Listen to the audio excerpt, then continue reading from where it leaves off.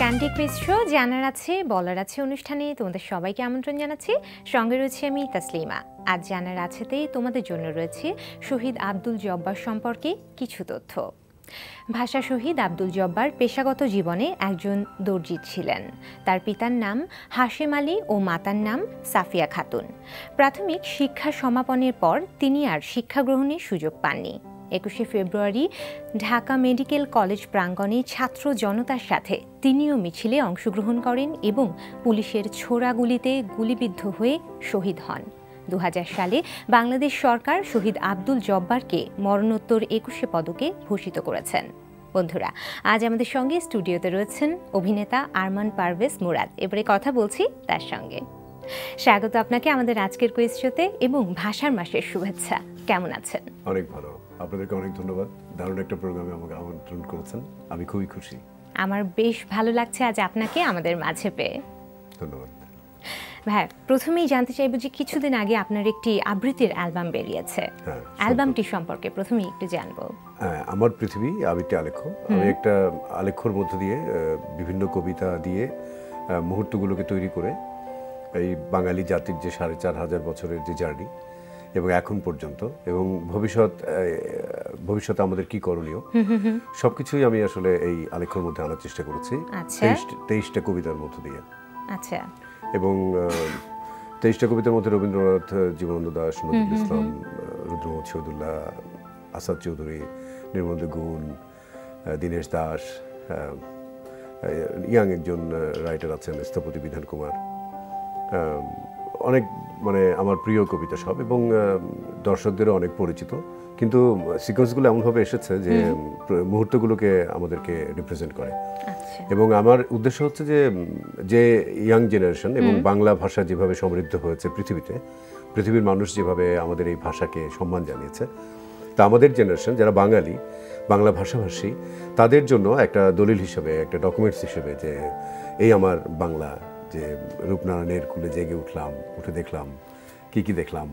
সেই 1189 সালে নুরুল দিন ডাক দিল, তারপরে 52-তে ভাষা পেলাম, 69-এ আন্দোলন, 71-এ যুদ্ধ, 75-এ যুদ্ধের স্বাধীনতার ভাষণের কারিগর যিনি, বঙ্গবন্ধুকে হত্যা, তারপরে স্বৈরাচার, রাজাকার, এই সমস্ত কিছুকে অতিক্রম করে আমরা যে এগিয়ে যাচ্ছি, আমরা যে ডিজিটাল বাংলাদেশে এসেছি এবং আমরা যে বলছি যে আমাদের অনেক প্রতিভা আছে, যে ডোল ডোল ডোল প্রতিভামূলক বীজ বাছাইকরণ, বীজে আনে সুজু নয়, টয়োটা নয়, বায়োটা হতে পারে মেড ইন বাংলাদেশ।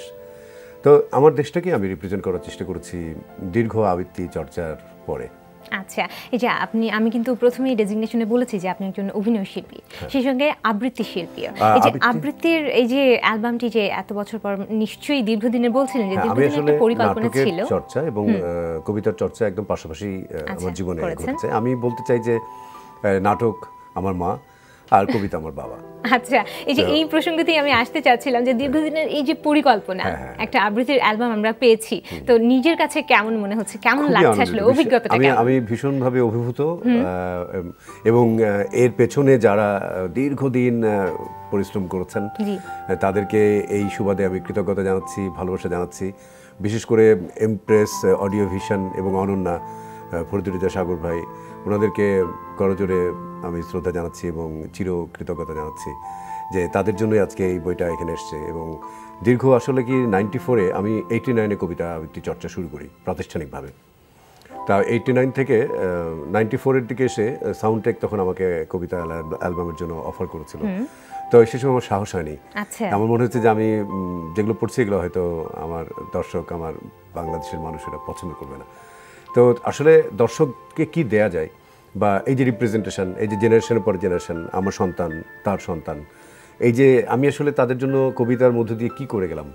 কারণ কবিতা আমাকে এটুকু বুঝতে শিখিয়েছে যে কবিতা পড়তে জানে, যে কবিতাকে ভালোবাসে, সে আর কিছু হোক খারাপ হতে পারে না, সে খুন করতে পারে না, সে কোনো অন্যায় করতে পারে না।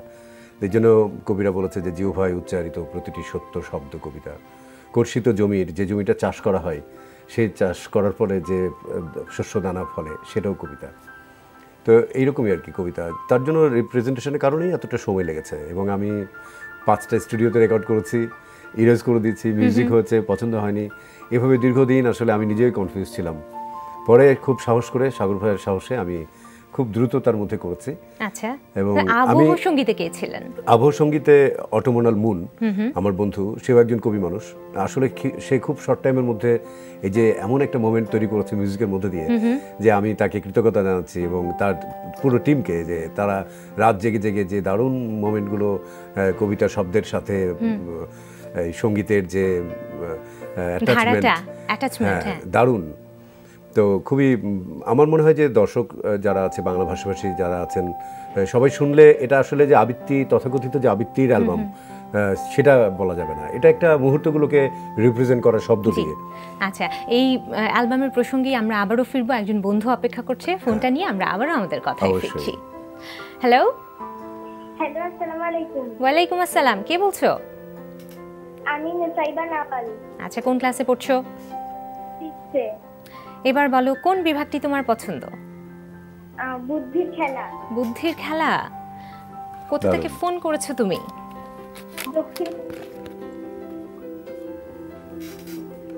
আচ্ছা, বুদ্ধির খেলা বিভাগটিতে কোনো অপশন আমরা দিচ্ছি না, ঠিক আছে? প্রশ্নে যাচ্ছি, প্রশ্নটা শোনো মনোযোগ দিয়ে। ঘয়ের মা গ, কিন্তু ঘ গয়ের কন্যা নয়, তাহলে ঘ ও গয়ের মাঝে সম্পর্ক কি? একটু চিন্তা ভাবনা করে বলতে হবে, জলদি। খ। আচ্ছা, আবার বলো। খ। আচ্ছা, নিলাম নিলাম তুমি বলেছ ক, কিন্তু হয়নি। সঠিক উত্তর হচ্ছে ঘ, গয়ের ছেলে। ঠিক আছে, জানা হলো। আরো একজন বন্ধু অপেক্ষা করছে, ফোনটা নিয়ে নি। হ্যালো। হ্যালো, আমি ডায়মন্ড। কেমন আছো? ভালো আছি। আচ্ছা, বলো, কোন বিভাগ থেকে প্রশ্ন নিয়ে কুইজে অংশগ্রহণ করতে চাও? খেলার মাঠ। খেলার মাঠ। কোন ক্লাসে পড়ছো তুমি? 6 এ। কোন স্কুল? বিদ্যালয়। প্রশ্নে যাচ্ছি। প্রথম প্রশ্ন, নারী ফুটবল বিশ্বকাপের ফাইনালে হ্যাট্রিক করা ফুটবলারের নাম কি? ক কার্লি লয়েড, খ মেগান ব্র্যাপিয়ন, গ লরেন চেনি। বলো। Carli Lloyd. উত্তর সঠিক। দারুণ দারুণ, শাবাশ। আরও একটা ব্যাপার তোমার সঙ্গে শেয়ার করি। ওই খেলায় যুক্তরাষ্ট্র জাপানকে 5-2 গোলে পরাজিত করে। 500 টাকা সমমূল্যের বই রইল তোমার জন্য। যাচ্ছি পরের প্রশ্নে। বিপিএলে এখন পর্যন্ত সবচেয়ে বেশি উইকেট শিকারী কোন বোলার? ক সাকিব আল হাসান, খ আজহার মাহমুদ, গ এনামুল হক জুনিয়র। এটাও ঝটপট বলে ফেলো। হ্যালো, আমাকে শুনতে পাচ্ছ কি? আচ্ছা, লাইনটি কেটে গেছে। উত্তরটি আমি বলে দিচ্ছি, গ এনামুল হক জুনিয়র। আরও একটা ব্যাপার শেয়ার করি। 24 মার্চ ম্যাচ খেলে 31 উইকেট শিকার করেন তিনি। ঠিক আছে, জানা হলো। কথা ছিল আপনার অ্যালবামটি নিয়ে। এবার একটু জানবো যে 23টি কবিতা আসলে এই অ্যালবামটিতে রেখেছেন। তো এতগুলো কবিতার ভেতর থেকে শুধুমাত্র 23টি কবিতা নির্বাচন করাটা, মানে চূড়ান্ত করাটা কিন্তু খুব কঠিন একটা কাজ। কঠিন কাজটি কিভাবে আপনি সমাধান করলেন? দীর্ঘ সময় গেছে এই কারণে, এবং আইডিয়াটা আমার যখনই আমি সুযোগ পেয়েছি বন্ধুদের সাথে, শুভাকাঙ্ক্ষী শ্রদ্ধেয় ব্যক্তি যেমন খায়রুল আলম সবুজ, অনেকের সাথে আমি শেয়ার করতাম এবং একটা ইনসাইট জানতাম। এইভাবে আমি ফাইনাল যখন করে ফেলেছি, তখন সাগর ভাই বলছে যে শামসুর রহমানের কোনো কবিতা নাই। তা আমি দেখলাম যে আমার 21 বলা হয়ে গেছে, কিন্তু শামসুর রহমানের আসাদের শার্ট কবিতাটা একটা আমাদের প্রাণের পতাকা, জাতির একটা পতাকা হিসেবে শার্টটাই একটা সিম্বলিকভাবে আমাদেরকে রিপ্রেজেন্ট করে। তা আমি তখন আসাদের শার্ট দিলাম, নিয়ে আবার ইনক্লুড করলাম। এইভাবে শাহজাদা মামুন যে লিখেছে, হাতে লেখা আমার বইটা, তো ও হঠাৎ করে বললো যে বস 69-এর সময়ে যে এখন যৌবন যার মিছিলে যাবার তার শ্রেষ্ঠ সময়, হেলাল হাফিজের কবিতাটা যদি নিতেন। আমি দেখলাম যে আসলে ওই সময়টা চলের সাথে খুব বেশি সিঙ্ক করে যায়। তো তখন আবার ওই কবিতাটাকে আমরা এডিট করলাম। তো এইভাবে আসলে দীর্ঘ সময় লেগেছে এই গল্পটাকে বোঝানোর জন্য যে আমার বাংলা ভাষাকে সমৃদ্ধ করেছে কবিতা ভীষণভাবে। এত সমৃদ্ধ কবিতা বাংলা ভাষা ছাড়া পৃথিবীর আর অন্য কোনো ভাষায় খুঁজে পাওয়া যায় না। তো তো সেখান থেকে আসলে এই 23টা কবিতা দিয়ে একটা গল্প বলা আমার জন্য ভীষণ কষ্ট ছিল এবং দুঃসাহসিকতাই ছিল বটে, এবং আমি জানি না দর্শকরা কীভাবে নেবেন, তবে আমি চেষ্টা করেছি যে যেন এটার মধ্যে দিয়ে আমরা বিষয়টাকে বুঝতে পারি। অবশ্যই দর্শকরা পাঠকরা ভালোভাবে নেবেন এবং অবশ্যই ভালো হবে সব কিছু, আমরা আশাবাদী। আচ্ছা, আমরা কবিতা নিয়ে কথা বলছি, এখন একটা আবৃত্তি শুনে ফেললে কিন্তু মন্দ হয় না। হ্যাঁ, হতে পারে। শিশুদের একটা প্রোগ্রামে এসেছি আমি, এবং ওদের শিশুদেরকে নিয়ে আমি সবসময় যেটা ভাবি যে আসলে ওরাই আমাদের ভবিষ্যৎ।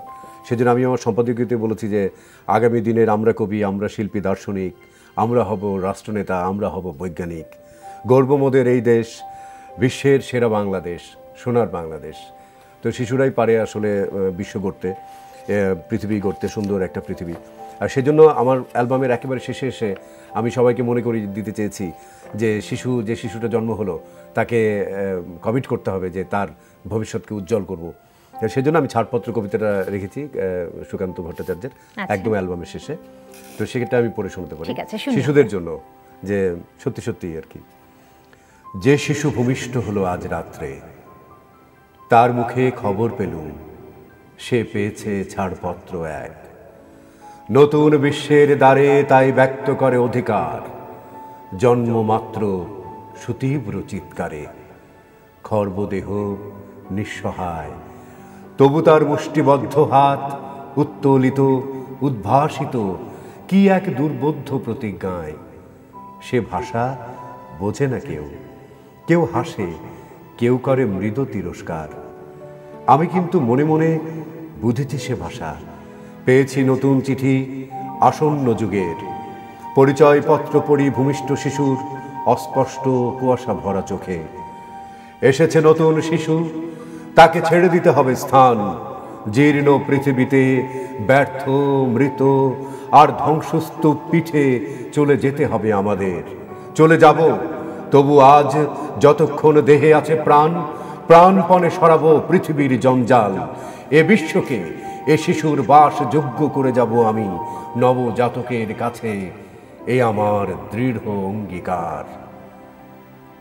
অবশেষে সব কাজ সেরে আমার দেহের রক্তে নতুন শিশুকে করে যাব আশীর্বাদ। তারপর হব ইতিহাস। বাহ, খুব ভালো লাগলো, ধন্যবাদ এত সুন্দর একটা আবৃত্তি শোনানোর জন্য। সুকান্ত লিখেছে, আসলে সুকান্ত প্রাণের কবি আমার, দারুণ। ওনার আরেকটা কবিতা আমি রেখেছি, দেশলাইয়ের কাঠি। আমি ঠিক এই কবিতাটার আগেই দেশলাইয়ের কাঠিটাকে ভেবেছি পারফেক্ট, এই কারণে যে আমরা এই 18 কোটি জনতা যদি এক একজন দেশলাইয়ের কাঠি হয়ে জ্বলে উঠতে পারি, তাহলে আমরা বিজয়ী তো হবেই, এছাড়া আমরা অনেক সমৃদ্ধ হব এবং আমাদেরকে কেউ দাবায় রাখতে পারবে না। অবশ্যই আমরা আরো কথা বলবো, একজন বন্ধু অপেক্ষা করছে, ফোনটা নিয়ে আমরা আবারও আমাদের কথায় ফিরছি। হ্যালো হ্যালো, আমি মেহেতা। কেমন আছো? ভালো আছি। বলো, কোন বিভাগটি তোমার পছন্দ? খেলার মাঠ। খেলার মাঠ। কোন ক্লাসে পড়ছো? ক্লাস 8। খুব ভালো, প্রশ্নে যাচ্ছি। প্রথম প্রশ্ন, 2015 সালের নারী বিশ্বকাপ ফুটবলে বিজয়ী হয়েছে কোন দল? ক জাপান, খ ইংল্যান্ড, গ যুক্তরাষ্ট্র। বলো। যুক্তরাষ্ট্র। কেউ কি বলে দিল পাশ থেকে? উত্তর সঠিক। শাবাশ শাবাশ, দারুণ। 500 টাকা সমমূল্যের বই রইল তোমার জন্য। একটা ব্যাপার তোমার সঙ্গে শেয়ার করি, টাই ব্রেকারে 5-2 গোলে ব্যবধানে জাপানকে পরাজিত করে। যাচ্ছি পরের প্রশ্নে। প্রশ্নটি শোনো, প্রথম আন্তর্জাতিক হকি ম্যাচ অনুষ্ঠিত হয় কত সালে?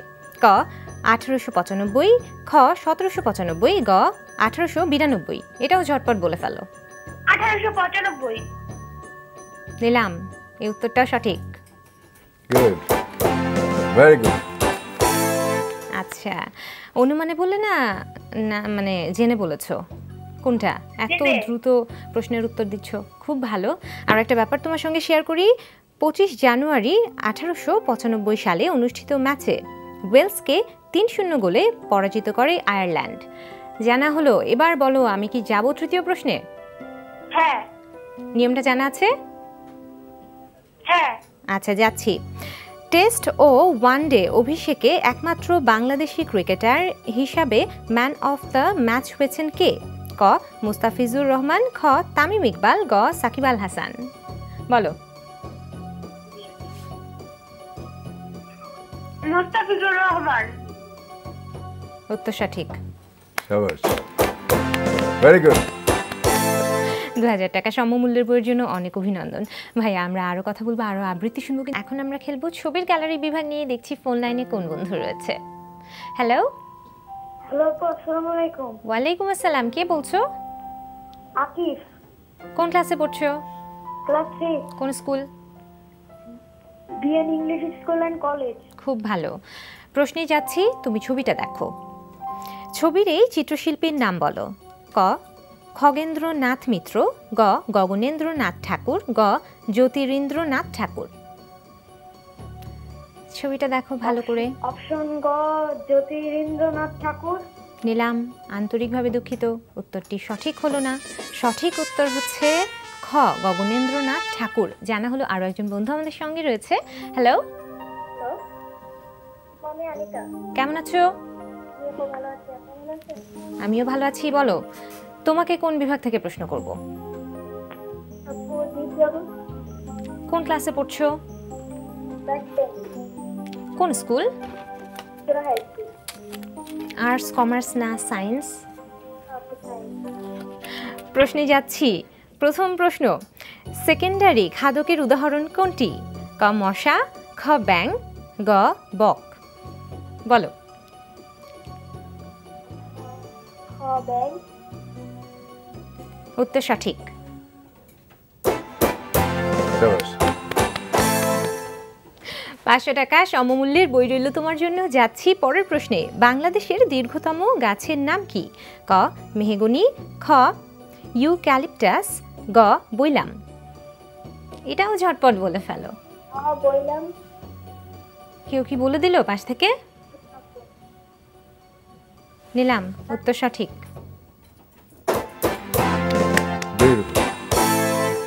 500 500 1000 টাকা সমমূল্যের বই রইল তোমার জন্য। এবার বলো, আমি কি যাব তৃতীয় প্রশ্নে? যাব? না আপু, যাব না। আচ্ছা ঠিক আছে, 1000 টাকা সমমূল্যের বইয়ের জন্য অনেক অভিনন্দন। ভাইয়া, আপনার কাছে ফিরে আসি। আমরা এতক্ষণ আপনার অ্যালবামটি নিয়ে কথা বলছিলাম। এবার কথা বলবো বইটি প্রসঙ্গে। বই প্রসঙ্গে, কারণ কিছুদিন আগে 20 তারিখে বলতে গেলে আপনার এই বইটি প্রকাশিত হয়েছে। জি, একসঙ্গে প্রকাশিত হয়েছে। জি, আমরা একটু বইটি সম্পর্কে শুনবো। আমরা কিন্তু লেখাগুলো দেখতে পাচ্ছি একটু ভিন্ন আঙ্গিকের। এর কারণটা কি? হাতে লেখা। জি, হাতের লেখা। কম্পিউটারের যুগ আসার পরে হাতে লেখাটা বলতে গেলে উঠে গেছে। তো আমরা কিন্তু ইউনিভার্সিটি লাইফ পর্যন্ত হাতে লিখেছি, এবং হাতে লেখা প্রেমপত্র হোক, চিঠি হোক, বন্ধুদের সাথে যখন ইউনিভার্সিটি বন্ধ হয়ে গেছে যোগাযোগ চিঠির মাধ্যমে।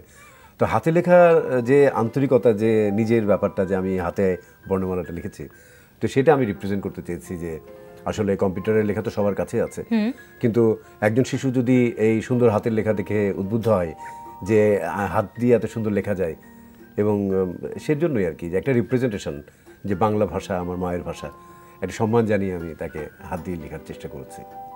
এবং শাহজাদা মামুন দীর্ঘদিন ধরে আমার সাথে থেকে থেকে থেকে থেকে লিখেছে। আমি এমনও হয়েছে যে আউটডোরে শুটিংয়ে গিয়েছি, তাকে গাড়িতে করে নিয়ে চলে গেছি।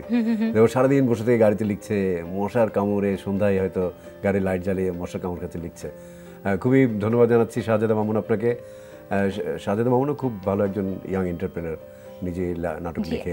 এবং আমরা কিন্তু খুব সুন্দর অলংকরণও দেখতে পাচ্ছি। হ্যাঁ, অলংকরণগুলো প্রচ্ছদ করেছে হলো গোলাম নবী রিপন, এবং 2Dর যত কাজ আছে এগুলো সব রিপন করেছে। আর ইলাস্ট্রেশন করেছে স্থপতি বিধান কুমার। প্রথমে আমি চেয়েছিলাম যে, যেহেতু মানে শিশুরা আমার মূল আকর্ষণ, তো আমি ওদেরকে চেয়েছিলাম যে রং এবং ইলাস্ট্রেশন এবং পেইন্টিং দিয়ে যে কবিতার আবহগুলোকে ভাবনার একটা জায়গায় তৈরি করা। তো একটা শিশু যখন দেখবে রং এবং আঁকাউকি, তখন যেন ওর মধ্যে অনেক প্রশ্ন জাগে, এবং কবিতাটা পড়তে পড়তে যেন ওই প্রশ্নের উত্তর সে খুঁজতে থাকে। সেই জন্যই আমি আসলে বইয়ের মধ্যে একটা ডকুমেন্টস হিসেবে তৈরি করার চেষ্টা করেছি। আচ্ছা আচ্ছা, এবার একটু আমি অভিনয়ের দিকে আসি। আমি কিন্তু প্রথমেই বলেছিলাম অভিনয় শিল্পী হিসেবে কিন্তু ডেজিগনেশনটা ছিল। এবার আবার অভিনয়ের দিকে আসি। ভাইয়া, জানতে চাইছি যে রাজশাহী ভার্সিটিতে পড়া অবস্থায় তখন থেকে কিন্তু অভিনয়ের সঙ্গে আছেন, মঞ্চ, তারপর তো এখন কি কি কাজ করছেন বা আবার কি মঞ্চে ফিরে যাওয়া হবে কিনা? ডেফিনেটলি মঞ্চ তো ওই মায়ের মতো, মা, আমি থিয়েটারকে বলেছি মা। তো দীর্ঘদিন আসলে বাস্তবিক অভিজ্ঞতা বেঁচে থাকার জন্য যে সংগ্রাম আমাদের, সেসব কারণে থিয়েটারটা কন্টিনিউ করা হয়ে ওঠে না, কারণ এখনও থিয়েটার সোশ্যাল ওয়ার্কের জায়গাটাই আছে। তো ইউনিভার্সিটি জীবনটা তো পুরোটাই শেষ করেছি থিয়েটারের উপরে এবং দীর্ঘ সময় কাজ করার অভিজ্ঞতা। তা আমি কমিটমেন্ট হিসেবে এই বইটার মধ্যে যে কবিতাগুলো এবং যে আলেখ্যটা আমার, মানে এই আলেখ্যটা আমি মঞ্চে আনতে চাই। এটা আমার অনেক দিনের স্বপ্ন ছিল যে মঞ্চের জন্য কিছু করা এবং মঞ্চের প্রতি যে কমিটেড আমি সেটাকে রিপ্রেজেন্ট করা। সেখান থেকে আমি এই আলেখ্যটাকে পুরো মঞ্চে কোরিওগ্রাফ এবং হচ্ছে মোমেন্টগুলোকে অভিনয়ের মধ্য দিয়ে তুলে ধরা, বিভিন্ন সময়ে নৃত্য, বিভিন্ন কোরিওগ্রাফ এবং প্রজেক্টারে আমার গ্রাম বাংলার কিছু কিছু ছবি এবং যেগুলো ইতিহাসের অংশ হয়ে আছে যে দৃশ্যগুলো, সেগুলো দিয়ে একটা কোলাজ, একটা কম্প্যাক্ট একটা গল্প কবিতার মধ্য দিয়ে আমরা দেখব যে এই আমার দেশ, এই আমার মাতৃভূমি। বাহ, অসাধারণ। এবার আমি একটু চলচ্চিত্রের দিকে আসি। আপনি ঘানি চলচ্চিত্রে 2006 সালে আর কি অভিনয় করে জাতীয় চলচ্চিত্র পুরস্কার পেয়েছেন। সেই প্রসঙ্গটাতে যদি আসি, যে একটা স্বীকৃতি পাওয়া বাঁচিয়ে দিয়েছে আমাকে। সত্যি সত্যি শিল্পীর আসলে ইন্সপিরেশন খুব দরকার হয়। মানে আমি একটা কবিতা পড়লাম বা একটা অভিনয় করলাম, তার রিয়াকশন যদি আমি না জানতে পারি, এজন্যই কিন্তু আমরা বারবার মঞ্চে ফিরে যাই। যে মঞ্চে যখন আমি একটা ভালো সংলাপ দেই, ভালো একটা এক্সপ্রেশনস দেই, তখন কিন্তু সরাসরি রিফ্লেকশনটা আমি অডিয়েন্সের মধ্যে থেকে পাই। অবশ্যই। তো এবং অডিয়েন্সটা চাই বলেই কাজ করার অনুপ্রেরণাটা পাই। তো সেখান থেকে বলবো যে জাতীয় চলচ্চিত্র পুরস্কারটা আমাকে বাঁচিয়ে দিয়েছে, কারণ এছাড়া আর গর্ব করবার মতো আমার কোনো অ্যাওয়ার্ড এই পর্যন্ত নেই।